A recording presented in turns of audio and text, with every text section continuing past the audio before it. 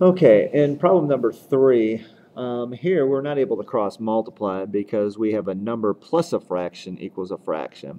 If this number here wouldn't be here, we'd be able to cross multiply. But because we do have this additional term there, we cannot cross multiply.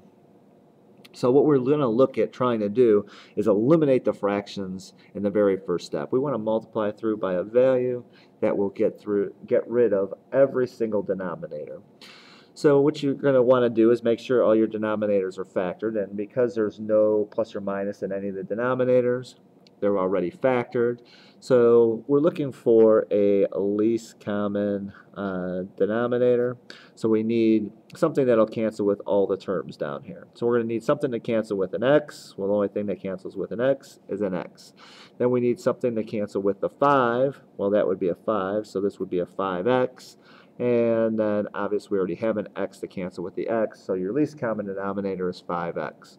So that's what we're going to multiply through all your terms by. We're going to multiply this side by 5x and this side by 5x.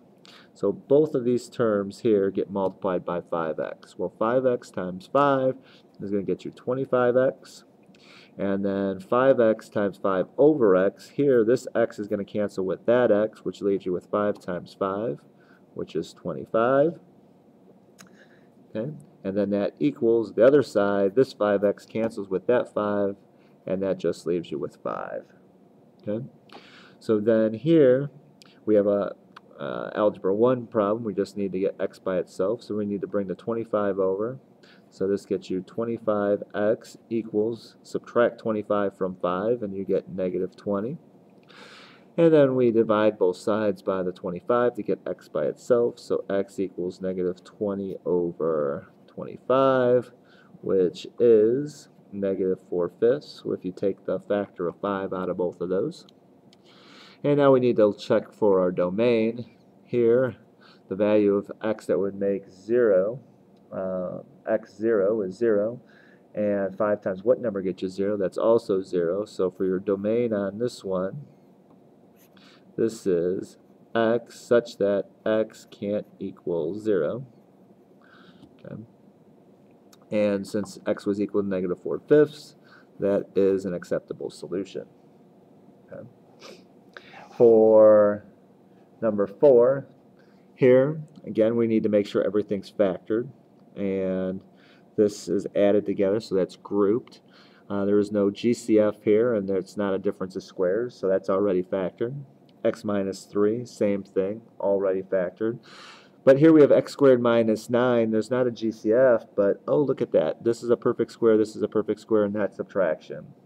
That would be a difference of squares, which does factor into conjugates. So that's x minus 3, x plus 3, and we should be getting very good at that at this point in time. If not, we really need to be coming in for help. So then here we need to come up with your least common denominator, your LCD. So we're going to need something that cancels with an x plus 3. Well, the only thing that cancels with an x plus 3 is an x plus 3. We need something to cancel with an x minus 3. Well, the only thing that can cancel with an x minus 3 is an x minus 3. And then for this denominator, it looks like those two terms are the same two terms I already have. So we have our LCD.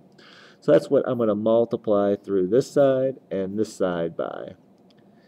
X plus 3, x minus 3, and here x plus 3, x minus 3. And it might not hurt if you wrote it twice over here, once next to each of these fractions, because this fraction is going to get multiplied by that, this fraction is going to get multiplied by that, and this fraction is going to get multiplied by that. Okay? So when we multiply this fraction, this x plus 3 cancels with that x plus 3, which leaves you with an x plus 3 times an x. So that's x times x minus 3. Then we have a minus here, and then this x minus 3 cancels with this x minus 3, which leaves you with an x plus 3 and an x. So this is x times x plus 3. And then on the other side, we have an x minus 3 and an x plus 3, and that's what we're multiplying by. That's a minus there. So this cancels with that, this cancels with that, which just leaves you with the x squared plus 9. So now we need to distribute this to both terms. So here we get x squared minus 3x. This is actually a negative x that's getting distributed, so that's negative x squared minus 3x equals x squared plus 9. Then, looks like we have an x squared minus an x squared. Those can cancel each other out.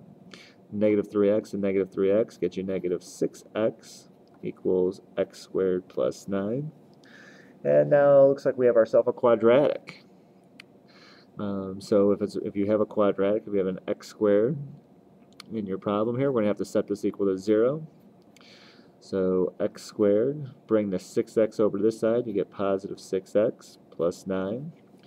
Now we've got a very nice quadratic here, and the easiest way to solve a quadratic, assuming it factors, will be with factoring.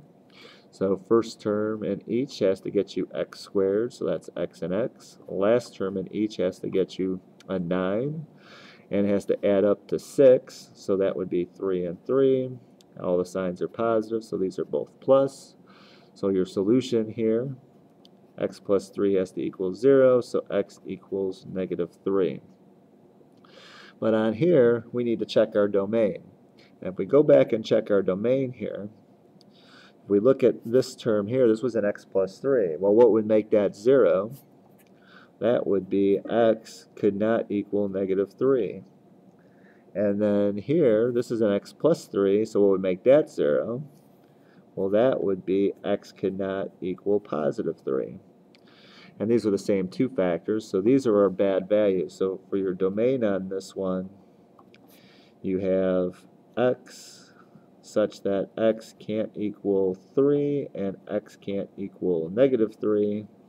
And if we look, that's what we had, so that can't equal negative 3. So this one, since there's no other options, is a no solution.